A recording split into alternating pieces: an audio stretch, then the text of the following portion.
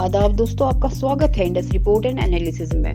दोस्तों, एक दिन यूक्रेन के प्रेसिडेंट व्लादिमीर ज़ेलेंस्की ने अपने देश के लोगों को एक ज़रूरी खबर दी।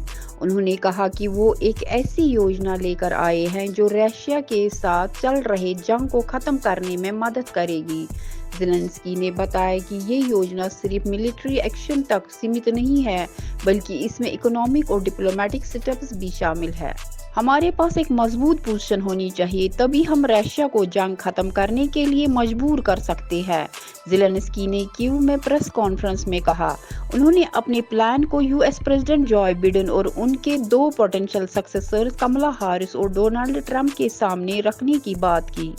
ज़ेलेंस्की ने बताया कि उनकी 3 वीक ओल्ड इनकर्जन जो रशिया के कर्स्क रीजन में हुई थी, इस प्लान का एक हिस्सा है, लेकिन उन्होंने ये भी कहा कि इसमें और भी स्टेप्स हैं जो इकोनॉमिक और डिप्लोमेटिक फ्रंट्स पे हैं।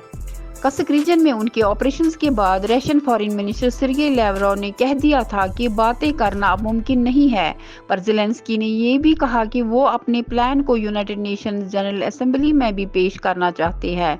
उनका कहना था कि रशिया को पीस समिट में शामिल करना जरूरी है, पर पहले की समिट में रशिया को नहीं बुलाया गया था। ज़ेलेंस्की ने कहना शुरू किया कि पुतिन के साथ कोई भी कंप्रोमाइज नहीं हो सकता। वो हमेशा अपनी टर्म्स इम्पोज करना चाहते हैं जो हम नहीं मान सकते। उन्होंने अपनी मिलिट्री ऑपरेशंस की प्रोग्रेस के बारे में भी बताया और कहा कि यूक्रेन ने कर्स्क रीजन में 100 सेटलमेंट्स कैप्चर किए हैं। जब Indian prime minister Narendra Modi ji Kyiv में आए तो उन्होंने भी रशियन प्रेसिडेंट व्लादिमीर पुतिन को फोन करके जंग के जल्दी खत्म होने की बात कही। ये संकट था कि इंटरनेशनल कम्युनिटी भी पीस के लिए प्रयास कर रहे हैं।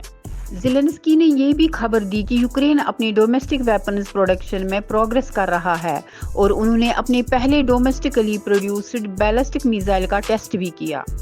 ज़ेलेंस्की की ये नई योजना और उनका विश्वास यूक्रेन के फ्यूचर को लेकर उम्मीद जगाता है। वो चाहते हैं कि एक दिन जंग खत्म हो और एक नई शांति की सुबह। और ऐसी इंफॉर्मेशन हासिल करने के लिए जुड़े रहिए हमारे साथ इंडस रिपोर्ट एंड एनालिसिस में। शुक्रिया।